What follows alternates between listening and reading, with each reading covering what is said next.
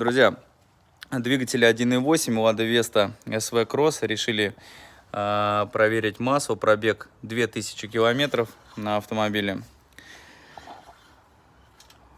Масложор есть или нет пока. Будем смотреть как раз. Нет, все в норме, все полное. Вот, как раз решил на себе проверить, ест масло автомобиля 1.8, либо не подъедает. Вот, 2000 пробег, все отлично, все в норме.